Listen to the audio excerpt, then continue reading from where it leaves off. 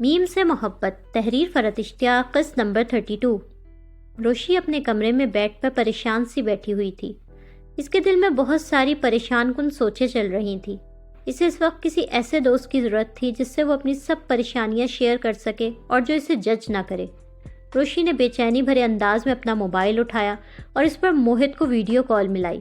موہت اپنے کمرے میں بیڈ پر سونے کے لیے لیٹا ہوا تھا۔ آنکھیں کھلی ہوئی تھیں، وہ گمسم لیٹا تھا۔ اس کا ٹیبلٹ سائڈ ٹیبل پر رکھا تھا۔ موہت نے لیٹے لیٹے اپنا ٹیبلٹ اٹھا کے دیکھا۔ اس پر روشی کی کال آ رہی تھی۔ موہت نے والہانہ پن سے بے قراری کے عالم میں کال ریسیو کی۔ وہ روشی کی ویڈیو کال سے خوش ہوا۔ موہت کیسے ہو؟ اب طبیعت ٹھیک ہے نا؟ روشی پیار سے بولی۔ یس روش مس یو۔ موہت بہت بے قراری سے بول رہا تھا۔ اسی وقت موہت کو چیک کرنے کے لیے کہ وہ سو گیا یا نہیں طلحہ کمرے میں آیا۔ موہت کو طلحہ کے آنے کا پتہ نہیں چلا۔ موہت کے کیمرے میں طلحہ نظر نہیں آ رہا تھا، اس لیے روشی کو بھی اس کے آنے کا پتہ نہیں چلا۔ روشی موہت کی طرف دیکھتے ہی رو پڑی۔ وہ جذباتی سے انداز میں روتے ہوئے بولی، موہت میں بھی تمہیں بہت مس کرتی ہوں۔ میرا دل چاہتا ہے تم میرے پاس ہو اور میں تمہیں گلے لگا کے خوب ڈھیر سارا پیار کروں۔ موہت روشی کو روتا دیکھ کر پریشان ہوا۔ طلحہ روشی کی اس بات پر شرمندہ سا ہو کے چپ کھڑا رہا، کیونکہ روشی کو موہت سے ملنے کے لیے اسی نے روکا تھا۔ طلحہ روشی سے محبت کرتا تھا اور اس کے رونے سے اپسیٹ بھی تھا۔ موہت اٹک اٹک کے بولا، روش ڈونٹ کرائی پلیز۔ موہت تم میرے اچھے دوست ہو نا، پلیز مجھے رونے دو۔ میں بہت تنہا ہو گئی ہوں۔ سب ہیں مگر میں پھر بھی اکیلی ہوں۔ کوئی نہیں جس سے میں اپنی الجھنیں شیئر کر سکوں۔ زندگی بہت بری طرح الجھ گئی ہے موہت۔ مجھے اس وقت ایک دوست کی ضرورت ہے جس سے میں سب کہہ سکوں۔ روشی جذباتی انداز میں بولی۔ موہت کو روشی کی کچھ بات سمجھ نہیں آ رہی تھی، مگر طلحہ الجھ گیا تھا کہ روشی کیوں پریشان ہے۔ روش یو سیڈ؟ موہت معصومانہ نظروں سے روشی کو دیکھ رہا تھا۔ طلحہ روشی کی ان باتوں سے پریشان تھا۔ اس کا دل چاہ رہا تھا وہ کسی طرح روشی کی ہر پریشانی دور کر دے۔ روشی نے اپنے آنسوؤں کو صاف کیا۔ وہ مزید موہت کو پریشان نہیں کرنا چاہتی تھی، اس لیے جبراً مصنوعی مسکراہٹ چہرے پہ لا کے بولی، کیونکہ اسے ایک دم یہ ریئلائز ہوا کہ وہ شدید پریشانی میں موہت سے پتہ نہیں کیا کیا بول گئی ہے۔ سیڈ تھی لیکن اب تمہیں دیکھ لیا ہے نا، تم سے بات کر لی، اب خوش ہو گئی ہوں موہت۔ موہت نے اسی وقت طلحہ کو دیکھا۔ اس کے منہ سے بے اختیار نکلا، پا۔ روشی نے طلحہ کا نام سنتے ہی فوراً موہت سے بات ختم کی اور سنجیدگی سے فوراً بولی، okay good night Mohit, bye. Mohit Roshi کے ایک دم سے کال ختم کر دینے سے اداس اور پریشان ہوا۔ طلحہ موہت کی اداسی کو شرمندگی بھری نظروں سے دیکھ رہا تھا۔ اسے بخوبی اندازہ تھا کہ روشی نے اس کے آنے کی اطلاع پاتے ہی موہت سے بات ختم کی تھی۔ طلحہ روشی اور موہت کو ایک دوسرے سے دور کر دینے پر بہت شرمندگی محسوس کر رہا تھا۔ اگلے ہی دن طلحہ روشی سے ملنے اس کی یونیورسٹی آیا۔ وہ آفس والی تیاری میں تھا۔ وہ آفس سے اٹھ کے اس سے ملنے آیا تھا۔ انہیں یونیورسٹی کی پارکنگ میں آ کے گاڑی روکی۔ گاڑی سے اتر کے روشی کو کال ملائی۔ اس کا چہرہ بے حد سنجیدہ تھا۔ روشی اپنے فرینڈز کے ساتھ کوریڈور میں چلتی ہوئی جا رہی تھی۔ اس کے پاس طلحہ کی کال آئی۔ روشی نے فون کو گھور کے دیکھا اور لائن کاٹ دی۔ طلحہ نے دوبارہ فون کیا۔ روشی نے چڑ کے کال ریسیو کی۔ وہ اپنی فرینڈ سے کچھ رک کے پیچھے ہٹ کے کھڑی ہو گئی اور چڑچڑے لہجے میں قدرے بدتمیزی سے بولی، ہیلو میں ابھی بہت بیزی ہوں، بات نہیں کر سکتی۔ اس نے جیسے یہ جملہ بولتے ہی طلحہ کی کوئی بات سنے بغیر لائن کاٹنی چاہی۔ طلحہ کو روشی کی بدتمیزی پر غصہ تو بہت آیا، مگر وہ غصہ پیتے ہوئے سخت حکمیہ لہجے میں بولا، میں اس وقت آپ کے کیمپس میں ہوں، آپ سے ملنے آیا ہوں، آپ پارکنگ کے ساتھ والے گارڈن میں فوراً آئیں۔ اس نے اپنے بڑے ہونے کا روب جتاتے روشی کو حکم سنایا۔ روشی کو غصہ آیا۔ طلحہ نے یہ بات بولتے ہی فون بند کر دیا۔ روشی غصے میں بھری طلحہ سے دو ٹوک انداز میں بات کرنے، اس کی طبیعت صاف کرنے گارڈن کی طرف چلی گئی۔ وہ چلتی ہوئی گارڈن میں آئی۔ قدرے فاصلے پر وہاں اکا دکا چند اسٹوڈنٹس نظر آ رہے تھے۔ طلحہ خاموشی اور سنجیدگی سے ایک بینچ پر بیٹھا روشی کا انتظار کر رہا تھا۔ دونوں نے ایک دوسرے کو دیکھا۔ طلحہ کو دیکھ کر روشی کی آنکھوں میں غم و غصہ ابھر آیا۔ اپنی انسلٹ نئے سرے سے یاد آ گئی۔ روشی طلحہ کے سامنے آئی۔ طلحہ اسے دیکھ کر بینچ پر سے کھڑا ہوا۔ وہ روشی کو ناراضگی سے دیکھ رہا تھا اور روشی سے غصے سے گھور رہی تھی۔ جی فرمائیے۔ یقین تو مجھے پہلے بھی نہیں آ رہا تھا کہ آپ نے شارق سے اپنی مرضی سے رشتہ جوڑا ہوگا، مگر کل آپ اور موہت کے ساتھ روتا دیکھ کر تو مجھے پکا یقین ہو گیا کہ یہ رشتہ آپ نے کسی مجبوری کے تحت کیا ہے۔ طلحہ کا انداز پر یقین سا تھا۔ طلحہ روشی کے تلخ اور طنزیہ انداز کو نوٹس کیے بغیر دو ٹوک انداز میں پورے کانفیڈنس کے ساتھ اس کی آنکھوں میں آنکھیں ڈال کر سوال کر رہا تھا۔ وہ روشی کے لیے فکر مند تھا۔ معذرت چاہتی ہوں، آپ کی اجازت اور مرضی کے بغیر میں نے موہت سے بات کی۔ اگر آپ اس بارے میں مجھے ٹوکنے آئے ہیں تو بے فکر رہیں، آئندہ بہت احتیاط رکھوں گی۔ روشی طنزیہ لہجے میں معذرت کرنے لگی۔ میں موہت کی بات نہیں کر رہا، میں آپ کے لیے حقیقتاً فکر مند اور پریشان ہوں۔ طلحہ جھنجھلا کے بولا۔ لیکن کیوں پریشان ہے؟ روشی اتنی خفا تھی کہ طلحہ کی فکر، نرم لہجہ، کوئی چیز روشی پر اثر نہیں کر رہی تھی۔ وہ روشی کی آنکھوں میں دیکھتا ہوا اس کی خوبی بتا رہا تھا اسے۔ میں آپ کو اچھی طرح جانتا ہوں، آپ جس طرح کی بے دھڑک اور بے خوف لڑکی ہیں، میں مان ہی نہیں سکتا کہ آپ شارق جیسے لڑکے کو اپنے قریب بھی آنے دیں گی۔ اس سے رشتہ جوڑنا تو ایک الگ طرف رہا۔ مجھ پر خاصی ریسرچ کر رکھی ہے آپ نے، میری زندگی میں اتنی دلچسپی کی وجہ جان سکتی ہوں؟ روشی طنزیہ لہجے میں بولی۔ آئی نو آپ مجھ سے ناراض ہیں، لیکن اس ناراضگی کا یہ مطلب نہیں کہ آپ اپنی زندگی کو داؤ پر لگائیں۔ طلحہ روشی کی بدگمانیوں سے ہرٹ ہو رہا تھا۔ میں آپ سے کیوں ناراض ہوں گی؟ نہ ہی آپ اتنے اہم ہیں میرے لیے کہ آپ کے خاطر کچھ کروں۔ خوش فہمیاں خاصی ہیں آپ کو اپنے بارے میں۔ روشی لاپرواہی سے شانے اچکا کے اجنبیت لا کے آنکھوں میں بولی۔ پاگل ہو گئی ہو تم، صرف میری ضد میں خود کو برباد کر رہی ہو۔ میں آج یہاں صرف تمہیں سمجھانے آیا ہوں، سمجھو میری بات کو۔ طلحہ غصے میں آ کے جذباتی ہوا تھا۔ جذبات کی شدت میں وہ پہلی بار آپ سے تم پر آ گیا تھا۔ میری زندگی ہے، میں اسے آباد کروں، برباد کروں، تباہ کروں، میری مرضی۔ میں تو بچی ہوں نا، مجھے عقل ہے ہی نہیں، تو بچے تو ایسے ہی فیصلے کرتے ہیں۔ جواباً روشی طنزیہ انداز ترک کر کے غصے میں بولی۔ مت کرو یہ پاگل پن، میری مجبوری ہے، میں چاہ کر بھی تمہیں اپنا نہیں سکتا۔ میں تم سے محبت کرتا ہوں، مگر نہیں چاہتا تم کسی آزمائش میں پڑو۔ محبت صرف ساتھ کا نام نہیں ہوتا، کبھی کبھی محبت میں کسی کو چھوڑ بھی دینا پڑتا ہے، کیونکہ بعض ساتھ نہیں بوجھ ہوتے ہیں۔ میری اس مجبوری کی خود کو سزا نہ دو۔ طلحہ روشی کی طرف دیکھتا ہوا جذباتی لہجے میں بولا۔ وہ روشی کی خود سے بدگمانیاں، ناراضگیاں سہ نہیں پا رہا تھا۔ بغیر سوچے سمجھے جذباتی لمحوں میں اس سے محبت کا اظہار ہو گیا تھا۔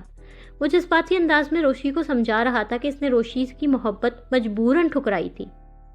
مت بولیں جھوٹ، میرا شارق سے رشتہ ختم کروانے کے لیے آپ کو مجھ سے اس جھوٹے محبت کے اظہار کی کوئی ضرورت نہیں ہے۔ میں شارق کے ساتھ رشتہ جوڑ چکی ہوں، اور اب تو آپ کو اس سے شادی کر کے ہی دکھاؤں گی۔ روشی پوری طرح ضد میں آ چکی تھی۔ وہ کم عمر جذباتی لڑکی تھی اور اب صرف طلحہ کو جلانے اور دکھ پہنچانے کے لیے شارق سے شادی کا اعلان کر رہی تھی۔ طلحہ اسے بے بسی سے دیکھ رہا تھا اور یہ بولتے ہوئے وہ یہاں سے چلی گئی۔ شارق اور اس کی ماں ناشتے کی ٹیبل پر ساتھ بیٹھے تھے۔ وہ آفس جانے کے لیے تیار تھا۔ شارق نے باتوں باتوں میں ایک دم اپنی شادی کا ذکر شروع کر دیا۔ امی، میں آیت سے فوراً شادی کرنا چاہتا ہوں۔ ہاں تو ہو جائے گی بیٹا شادی، جب ان لوگوں نے ہاں کر دی، رشتہ طے ہو گیا تو شادی بھی ہو جائے گی۔ مگر میں انتظار نہیں کرنا چاہتا امی، شارق جذباتی لہجے میں بولا۔ وہ اپنی ماں کو بھی دھوکہ دے رہا تھا اور ان کے سامنے یوں ظاہر کر رہا تھا کہ وہ روشی کے عشق میں پاگل ہے۔ امی، اب آپ مجھے لیکچر دینے نہ شروع ہو جائیے گا۔ آیت کے گھر والے جلدی شادی کے لیے نہیں مانیں گے۔ آپ جھوٹ بول کر ان لوگوں کو کنونس کر سکتی ہیں، ورنہ وہ اس کی ڈگری کمپلیٹ ہونے سے پہلے تو ہماری شادی بالکل نہیں کروائیں گے۔ شارق ماں پر جذباتی دباؤ ڈالتا ہوا بولا۔ مجھے سمجھ نہیں آتا، پہلے بھی تم نے آیت کی فیملی سے اتنی غلط بیانیاں کروائی تھی مجھ سے، اور اب اپنے ڈیڈی کا نام لے کر یہ ساری بات جو تم بول رہے ہو، یہ بالکل ٹھیک نہیں ہے بیٹا۔ آدھا ہی تو جھوٹ بلوا رہا ہوں آپ سے۔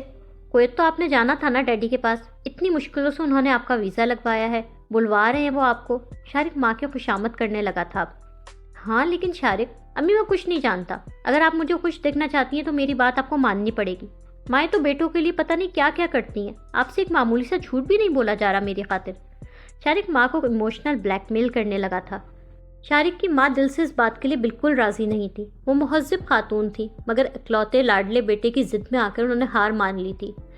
شارق ان پر جذباتی دباؤ ڈال کر اپنی بات منوا رہا تھا۔ دادی وضو کر کے باتھ روم سے نکلی۔ دادا صوفے پر بیٹھے اخبار کا مطالعہ کر رہے تھے۔ سلیمان کمرے میں آئے۔ اندر آتے ہی باپ کو بتانے لگے، میں نے مزدور بلا کے باہر کا سلوپ ٹھیک کروا دیا بابا جان۔ جیتے رہو بیٹا۔ اخبار سے نظریں اٹھا کے دادا محبت سے بولے۔ ارسلان کو بڑی فکر ہو رہی تھی۔ کل روشی کو چھوڑنے آیا تو بھی اصرار کر رہا تھا کہ وہ مزدور بلا کے خود یہ سلوپ ٹھیک کروا دے گا۔ دادی تعریفی لہجے میں شارق کا ذکر کر رہی تھی۔ سلیمان ہونے والے داماد کی خوبیاں سن کر خوش ہو کے مسکرائے۔ ماشاءاللہ سلجھا ہوا بچہ ہے، خاندانی لوگ ہیں، بڑی اچھی تربیت کی ہے ارسلان کے والدین نے اس کی۔ دادا دادی شارق کو بہت پسند کرنے لگے تھے۔ ہاں ورنہ آج کل کے بچوں میں کہاں رہ گئی یہ تہذیب و اخلاق۔ سلیمان مسکراتے ہوئے دادا کے برابر میں ہی آ کے بیٹھ گئے۔ صدف بھی بہت تعریف کر رہی تھی ارسلان کی، بتا رہی تھی کل یہاں آیا، تھوڑی ہی دیر میں سب کے ساتھ ایسے گھل مل گیا جیسے گھر کا فرد ہی ہو۔ روشی کے گھر کے ہر فرد کے دل میں شارق نے بڑی چالاکی سے جگہ بنا لی تھی. بناوٹ بالکل بھی نہیں اس میں. اتنے پیار سے ہمیں دادا دادی بلا رہا تھا, دل خوش ہو رہا تھا. شکر ہے اللہ کا, روشی کے لیے بھی ہمیں اچھا گھرانہ اور شریف لڑکا عطا کیا اللہ نے. سلیمان دادا دادی اس نئے رشتے سے بہت مطمئن تھے. صدف دادی کے پاس کمرے میں آئیں. دادی سویٹر بن رہی تھی.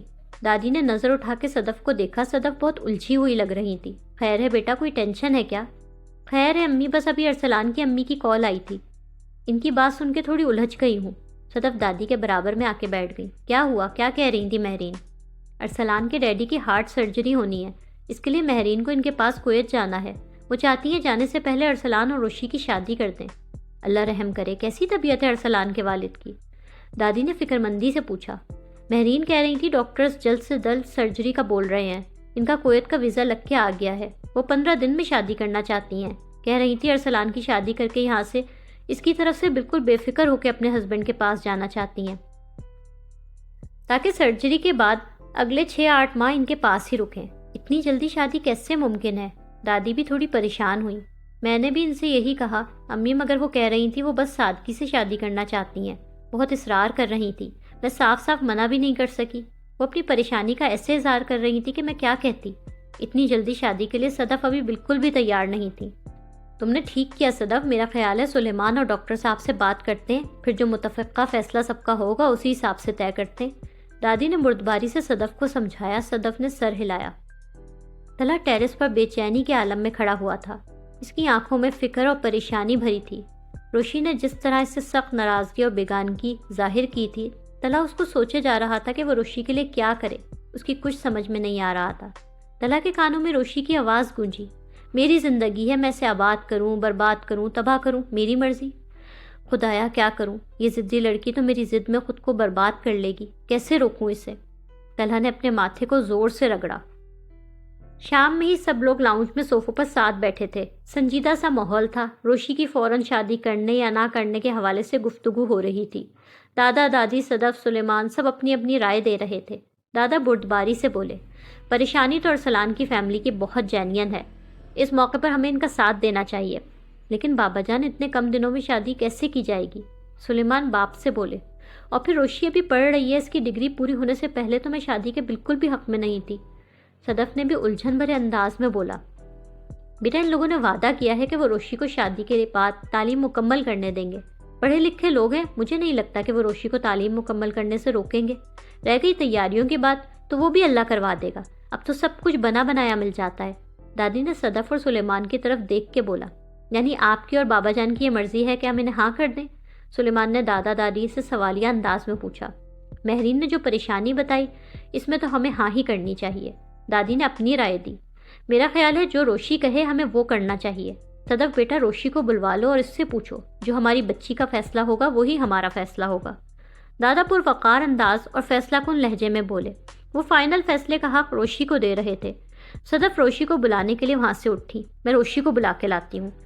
صدف روشی کو بلا کے لے آئیں. روشی صدف کے برابر میں بیٹھ گئی. دادا روشی سے مخاطب ہوئے. باقی سب بھی سنجیدہ نگاہوں سے روشی کی طرف دیکھ رہے تھے. روشی بیٹا, تمہارے علم میں ہوگا ارسلان کی والدہ فوراً شادی کی خواہش مند ہیں. تم اپنا فیصلہ بتاؤ. جو تم چاہو گی ہم ویسا ہی کریں گے. دادا کا پیار بھرا نرم انداز تھا. روشی کا چہرہ بالکل سنجیدہ تھا.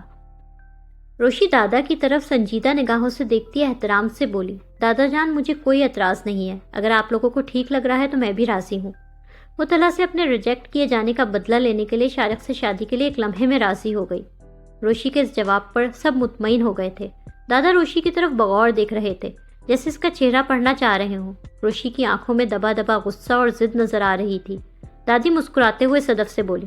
چلو بھائی صدف, اب تم مہرین کو کال کر کے خوشخبری سنا دو. کل سے اللہ کا نام لے کر ہم تیاریاں شروع کرتے ہیں. صدف دادی کی بات پر تھوڑی فکرمندی سے سر ہلا رہی تھی. انہیں روشی کی شادی پر تو کوئی اعتراض نہیں تھا, مگر کم وقت میں تیاریوں کے حوالے سے ایک ماں والی فکر ان کے چہرے پر پھیل گئی تھی. مہرین کچن میں ناشتہ بنا رہی تھی. شارق کچن میں آیا.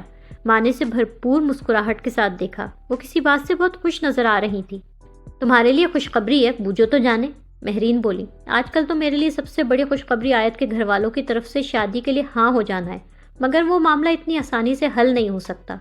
شارق نے دل ہی دل میں روشی کے غصے کو سوچا۔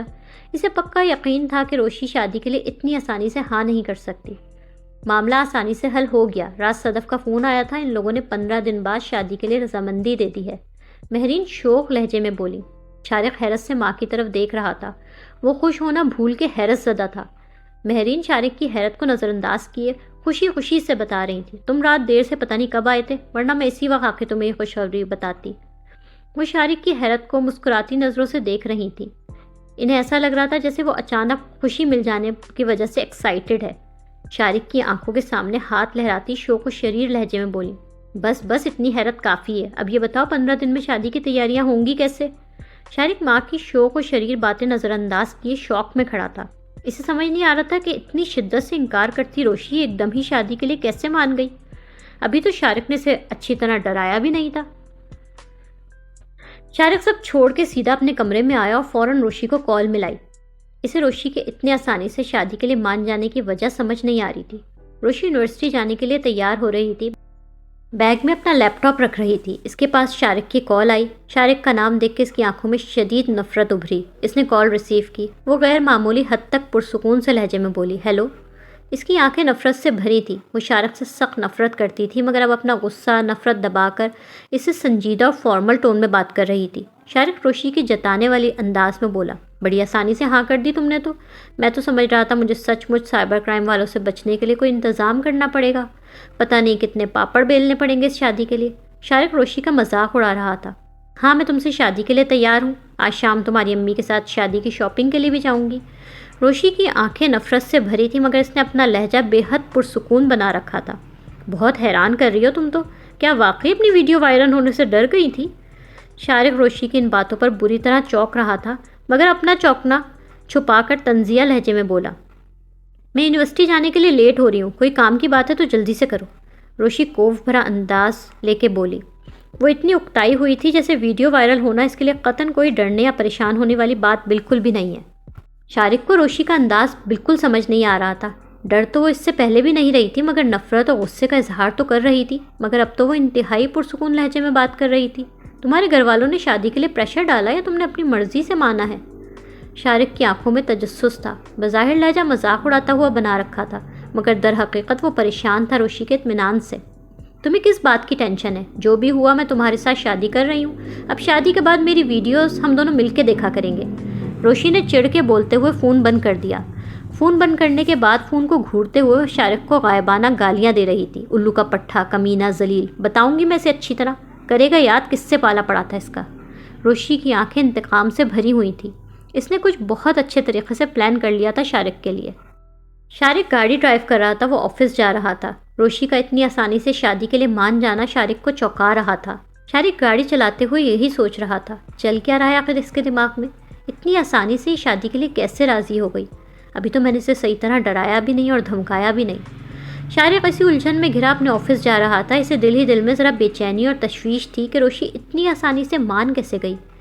اس کو وجہ سمجھ نہیں آ رہی تھی۔ روشی شادی کی شاپنگ کے لیے شارق کی ماں کے ساتھ جانے کے لیے تیار ہو رہی تھی۔ ماہی روشی کی آنن فانن شادی طے ہو جانے کا سن کر وہاں آئی۔ دونوں کمرے میں ایک ساتھ تھیں۔ روشی بالوں میں جلدی جلدی برش کر رہی تھی۔ اس کے ہر انداز سے ظاہر تھا کہ اب وہ کوئی چیز مکمل طور پر ڈیسائیڈ کر چکی ہے، اور وہ بالکل بھی کنفیوز پریشان نہیں تھی۔ روشی یہ سب کیا ہو رہا ہے؟ شادی ہو رہی ہے میری شارق ارسلان کے ساتھ، اور ابھی میں جا رہی ہوں اپنی ہونے والی ساس کے ساتھ برائڈل جوڑا پسند کرنے، روشی پرسکون انداز میں بولی۔ ماہی نے فیل کیا کہ روشی کچھ اب نارمل بیہیو کر رہی ہے۔ روشی بال برش کر کے مڑی اور اب بیڈ پہ بیٹھ کر سینڈل پہننے لگی۔ ماہی اس کے برابر میں آ کے بیٹھی اور اسے بغور دیکھنے لگی۔ شادی کی اتنی جلدی کیا پڑی تھی؟ ان لوگوں نے کہا تھا تو تم کیوں مانی؟ وہ روشی کے لیے فکر مند تھی، اس لیے کہ اسے معلوم تھا کہ روشی طلحہ کو چاہتی تھی اور اتنی جلدی کسی اور کو قبول کرنا اس کے لیے مشکل ہے۔ 2-3 سال بعد بھی تو شادی ہونی تھی نا، کیا فرق پڑتا ہے اگر ابھی ہو جائے؟ تم خوش ہو نا روشی؟ ماہی نے پیار سے پوچھا۔ ہاں بہت خوش ہوں۔ روشی مطمئن اور سنجیدہ تھی۔ پتہ نہیں لیکن مجھے کیوں گڑبڑ لگ رہی ہے، تم کچھ بدلی سی لگ رہی ہو، عجیب اب نارمل سا بیہیو کر رہی ہو۔ ماہی جانچتی نظروں سے روشی کو دیکھ رہی تھی۔ مجھے پاگل اب نارمل ڈکلیئر کرنے سے بہتر ہے تیاریوں میں ممی کی ہیلپ کراؤ، اتنے کم دن رہ گئے شادی میں۔ روشی سینڈل پہن کر واپس اٹھی اور اب سائڈ ٹیبل سے اٹھا کر اپنی اسمارٹ واچ کلائی پر باندھنے لگی۔ وہیں پلیز میک شور کرنا میرے سب فرینڈز اور جاننے والوں کو شادی کا انویٹیشن ضرور جائے. عابد انکل کے گھر سے بھی ان کی ساری فیملی کو بلوانا. تم اپنے سر طلحہ کو اپنی شادی پر بلوانا چاہتی ہو؟ ماہی حیرت سے بولی. روشی جذباتی لڑکی تھی. وہ صرف اور صرف طلحہ کو جلانے اور دکھ پہنچانے کے لیے انتقامی کیفیت میں آ کے شارق سے شادی کر رہی تھی، اور وہ چاہتی تھی کہ طلحہ اس کی شارق سے شادی ہوتے ہوئے دیکھے اور ہرٹ ہو. اس کے اندر ایک بچکانہ ضد بھر گئی تھی. ہاں بالکل، میں چاہتی ہوں وہ آئیں. تمہیں برا نہیں لگے گا؟ ماہی نے حیرت سے پوچھا. نہیں، بہت برا لگے گا. میں پرانی فلمی ہیروئنوں کی طرح چھپ چھپ کر روؤں گی اور وہ پیانو پر تیری محفل سے یہ دیوانہ چلا جائے گا گائیں گے. روشی دلجلے انداز میں بات بولتی کمرے سے نکل گئی. ماہی نے اپنا سر پیٹا. ماہی منہ ہی منہ میں بڑبڑا رہی تھی. الجبرا کے سوالوں اور انجینئرنگ کے مشکل فارمولوں سے بھی زیادہ مشکل ہے یہ لڑکی. پتہ نہیں کیا کر رہی ہے. ماہی کل الجھن بھرے انداز میں روشی کو دیکھ رہی تھی. رانو کچن میں جلال کا ناشتہ بنانے آئی. وہ ہمیشہ کی طرح صبح صبح فریش اور الرٹ سی نظر آ رہی تھی. اس کے آنے کے بعد سلیقہ بھی کچن میں آئیں، پورے مالکانہ انداز اور غرور کے ساتھ. وہ عمر اور ماہی کی نوکرانی کی مالکل من جانے والی باتوں سے رانو سے شدید جیلس اور خاصی پریشان ہو گئی تھی. اسی لیے انہوں نے آج صبح صبح ہی بستر چھوڑ دیا اور جلال کے لیے ناشتہ بنانے خود ہی کچن میں آئیں. بی بی جی، آپ اتنی صبح صبح؟ رانو نے حیرت سے دیکھا. ہاں کیوں؟ سلیقہ رانو کو گھور رہی تھی. روز تو 11 بجے سے پہلے آپ بستر نہیں چھوڑتی نا. جب میں کشمش صاحب کو آفس بھیجنے کے لیے کھانا بنا رہی ہوتی ہوں تب آپ ناشتہ کر رہی ہوتی ہیں. رانو سلیقہ کو جلانے کے لیے کشمش بہت پیار سے اور اٹھلا کے بول رہی تھی.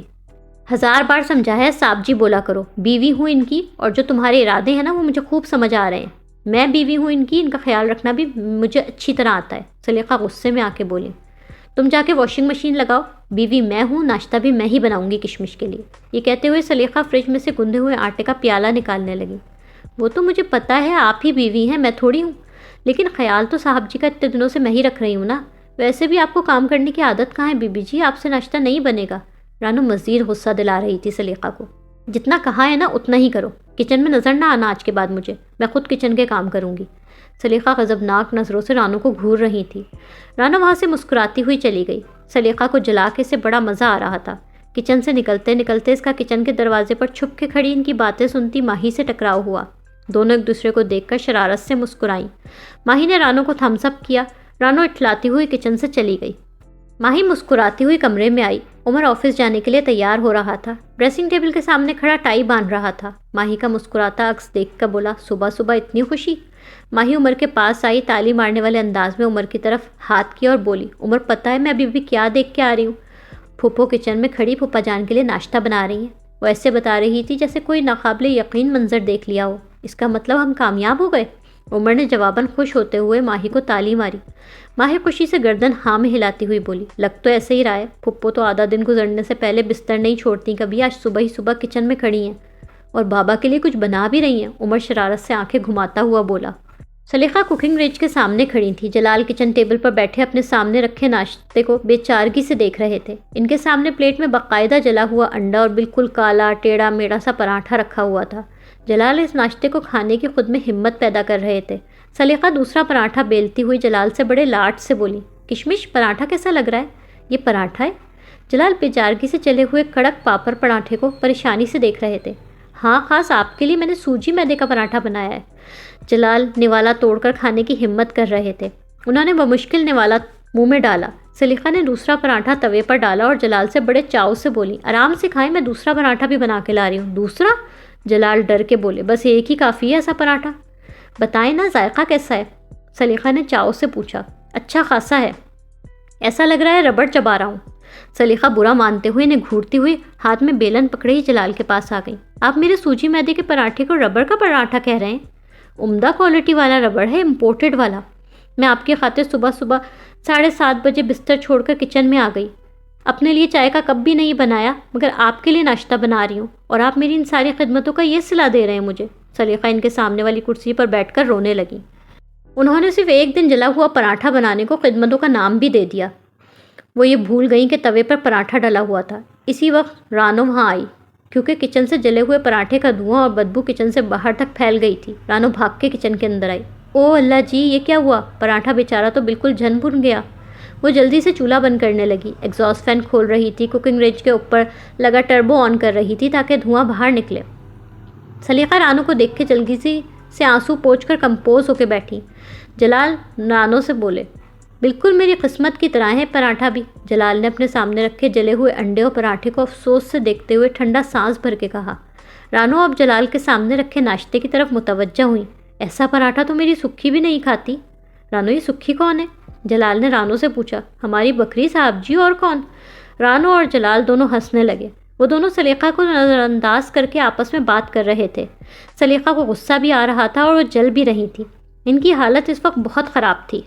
اصل میں نا بی بی جی کو کام کرنے کی عادت نہیں رہی۔ میرے آنے سے پہلے کھانا آپ پکایا کرتے تھے، لگتا ہے بی بی جی کھانا پکانا بھول گئی ہیں۔ چلے کوئی نہیں، میں ہوں نا کشمش جی، ابھی فٹافٹ آپ کو ایسے لچھے دار پراٹھا اور پھولا پھولا سا آملیٹ بنا کے کھلاتی ہوں، دل نہ خوش ہو جائے تو بتائیے گا۔ رانو محبوبہ والی ٹون میں بولی۔ رانو تم نے آ کے میری بکھری ہوئی زندگی کو پوری طرح سنبھال لیا ہے، ورنہ میری زندگی کا حال بھی جل کر بھسم ہوئے پراٹھے جیسا ہی تھا۔ سلیقہ جلال اور رانو کی اٹکھلیاں دیکھ کر جل رہی تھی مگر بول کچھ نہیں رہی تھی۔ جلال نے وہ پراٹھا اپنے ہاتھ میں پکڑ کر جان بوجھ کر سلیقہ کے سامنے گھمایا۔ ماہی اور سلیقہ روشی کو شادی کی شاپنگ پر لے جانے کے لیے ان کے گھر آئی تھی۔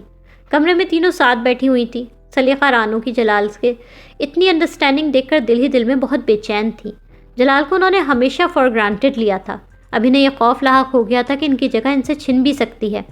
ماہی روشی سے بولی، اتنے کم دن ہیں شادی میں، بہت تیاری کرنی ہے، ممی اور دادی تمہاری جولری وغیرہ خریدنے گئی ہیں، ہمیں کپڑوں کی شاپنگ کرنی ہے آج۔ روشی کا انداز پرسکون سا تھا، وہ نہ خوفزدہ تھی نہ پریشان۔ روشی ایک مشورہ دوں، شادی سے پہلے نہ کوکنگ کے 1-2 کورسز کر لو، سلیقہ روشی سے بولی۔ ماہی نے ایک شرارت بھری نظر سلیقہ پر ڈالی، اسے اچھی طرح اندازہ تھا کہ سلیقہ کس چیز سے پریشان ہے۔ روشی پھپھی کی ان کی شخصیت سے اتنے الٹ مشورے پر حیران ہوئی۔ کیا ہو گیا ہے پھپھو؟ یہ ممی اور دادی جیسی باتیں کب سے شروع کر دی آپ نے؟ تم میری بات مانو تو صحیح، کچھ اچھے انسٹیٹیوٹ ہے نا، ان میں 2-4 دن کے شارٹ کورسز ہوتے ہیں، ابھی تمہارے پاس 8-10 دن تو ہے نا، میں بھی تمہارے ساتھ چلوں گی، دونوں مل کے کورس کرتے ہیں۔ سلیقہ کی آنکھوں میں فکر مندی تھی، وہ سنجیدگی سے روشی کو کچھ سمجھا رہی تھی۔ سلیقہ اب سنجیدگی سے اچھا کھانا بنانا سیکھنا چاہتی تھی۔ پھپھو مجھے تو آپ کی طرح صرف کھانے کا شوق ہے، نہ کبھی آپ نے پکایا نہ میں پکاؤں گی، روشی لاپرواہی سے بولی۔ تو کیا جیسے پھپھا جان سارے کام کرتے ہیں تم بھی ارسلان بیچارے سے گھر کے سارے کام کروایا کرو گی؟ ماہی نے جان بوجھ کر یہ بات بولی۔ روشی جس کے دماغ میں کچھ اور ہی منصوبے اور خیالات چل رہے تھے پر اسرار سے لہجے میں بولی، ہو سکتا ہے اس کی نوبت ہی نہ آئے۔ ماہی روشی کی بات پر اسے ناسمجھی سے دیکھ رہی تھی۔ خیر یہ باتیں تو ہوتی رہیں گی، ہمیں شاپنگ کے لیے دیر ہو رہی ہے، بہت ساری خریداری کرنی ہے، چلو روشی۔ ماہی نے گھڑی میں وقت دیکھا۔ آپ لوگ جائیں شاپنگ کے لیے؟ روشی نے پرسکون سے انداز میں انکار کیا۔ کیا تم اپنی پسند سے چیزیں نہیں خریدو گی؟ ماہی حیرت سے بولی۔ مجھے تمہاری اور پھپھو کی پسند پر بھروسہ ہے، روشی ٹالتے ہوئے بولی۔ آپ لوگ اپنی تیاریاں کریں، میں اپنی تیاریاں کر رہی ہوں۔ شادی کی بھئی، وہ قدرے ذومعنی لہجے میں بولی۔ روشی کا لہجہ پر اسراریت لیے ہوئے تھا، اس کے دماغ میں کچھ چل رہا تھا۔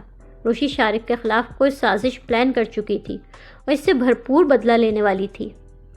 روشی سلیقہ اور ماہی کے شاپنگ پر جانے کے بعد اپنے کمرے میں لیپ ٹاپ کھولے بیٹھی تھی۔ وہ بہت سنجیدگی سے لیپ ٹاپ پہ کام کر رہی تھی۔ اس کی اسکرین پر 2-3 ونڈوز کھلی ہوئی تھی۔ ایک جگہ وہ گوگل پر کچھ سرچ کر رہی تھی، دوسری جگہ وہ چیٹ GPT سے کچھ ٹائپ کر کے اس سے مدد لے رہی تھی، تیسری ونڈو میں اس نے MS ورڈ کھول رکھا تھا اور اس پر بولڈ لیٹرز میں ٹائپ ہوئے الفاظ نظر آ رہے تھے، plan A، plan B، plan C۔ یہ کام کرتے ہوئے اس نے اپنی ایک پرانی دوست کو کال ملائی۔ دوسری جانب کسی کالج کی کیمسٹری لیب میں لیپ ٹاپ پہن کر کچھ کیمیکلز کو آپس میں ملا کر تجربہ کرتی روشی کی دوست نے کال پک کی۔ ہیلو روشی، اتنے عرصے بعد آج کیسے یاد کر لیا؟ دوست گرم جوشی سے بولی۔ یار رابعہ تم سے ایک کام ہے۔ روشی ڈائریکٹ اپنے کام کی بات پر آ گئی۔ ہاں بولو کیا کام ہے؟ رابعہ مسکرا کے بولی۔ روشی سے گوگل پر سے دیکھ کر کچھ کیمیکلز کا پوچھنے لگی۔ دوسری جانب روشی کی دوست اس کی بات سن کر حیران پریشان سی ہوئی، لیکن روشی نے اس کو پرسکون انداز میں کہا کہ یہ میرے کسی کزن کو چاہیے ہیں، کیا تم میری ہیلپ کر سکتی ہو؟ دوست نے ہاں میں گردن ہلائی۔ ناہید ٹی وی پر کوئی فلم دیکھ رہی تھی، فضول قسم کے مزاحیہ سین پر زور سے قہقہہ لگا کر ہنس رہی تھی۔ روہیل ان کے پاس ہی بیٹھا تھا، ماں کو ہنستا دیکھ کر جذباتی سے لہجے میں بولا، شکر ہے اماں ڈاکوؤں نے تمہیں کوئی نقصان نہیں پہنچایا، جب انہوں نے تمہاری طرف پستول تانا تھا نا تو میں تو پریشان ہی ہو گیا تھا، اگر تم مر جاتی تو میرا کیا ہوتا؟ میں ٹی وی پر ڈرامے فلمیں کس کے ساتھ دیکھتا؟ میری پسند کا گاجر کا حلوہ اور سری پائے مجھے کون پکا کے کھلاتا؟ ناس پیٹا کہیں کا، ماں کی یاد بھی صرف کھانوں کے لیے آتی ہے نا کمبخت تجھے۔ ناہید نے روہیل کی کمر پر 2 لتر مارے۔ اسی وقت جیسمین وہاں آئی۔ ناہید نے پیار بھری نظروں سے جیسمین کو دیکھا، جذباتی لہجے میں بولی، تم سے اچھی تو جیسمین ہے، یہ میرے لیے ڈاکوؤں سے لڑ گئی۔ تم تو ماں اور بیوی کو چھوڑ کر بھاگ رہے تھے نا؟ اماں تم لوگوں کو چھوڑ کے تھوڑی بھاگ رہا تھا، میں تو کہیں باہر مدد بلاتا۔ رہنے دو بس، یہ میری بہو ہیرا ہے، ہیرا، اس نے میری جان بچائی ہے، یہی میرے بڑھاپے کا سہارا بنے گی۔ جیسمین میری بچی، مجھے معاف کر دو، میں نے تمہیں ہمیشہ برا بھلا بولا۔ ناہید بہو پر صدقے وارے جا رہی تھی۔ کوئی بات نہیں اماں، ویسے بھی اماں نے سمجھا کے بھیجا تھا کہ ساس کی خدمت کرنا، ساس نے کون سا ہمیشہ ساتھ رہنا ہوگا، آج ہیں کل سانس بند ہو گئی، آج کل تو جوان چلتے پھرتے چلے جاتے ہیں۔ جیسمین کی اس بات پر روہیل ہنس پڑا تھا۔ ناہید کے منہ کے زاویے بگڑتے دیکھ کر جیسمین ایک دم بولی، مگر آپ کی تو ابھی عمر ہی کیا ہے اماں؟ اس نے اپنی بات کو فوراً کور کیا، دیکھو کیسی پیاری ہے میری بچی، بس مجھے اس بات کا دکھ ہوتا ہے کہ کاش انجمن نے جیسی تمہاری تربیت کی ہے تمہارے بھائیوں کی بھی ایسی ہی کرتی۔ اماں خوش ہو جائیں، سنی بھائی سمیت میرے سب بھائیوں نے سارے غلط کام چھوڑ دیے ہیں، میری خاطر اب شرافت کی زندگی گزارنا چاہتے ہیں۔ آپ کو پتہ ہے سنی بھائی اور راجو بھائی آج کل درس والوں کے قافلے کے ساتھ دینی تربیت کے لیے گئے ہوئے ہیں، جیسمین نے فخریہ انداز میں بتایا۔ ماشاءاللہ، یہ تو بڑی اچھی بات ہے، ناہید مسکرا کے بولی۔ لائک، کامنٹس، شیئر کریں اور تازہ ترین اپڈیٹس کے لیے سبسکرائب کریں۔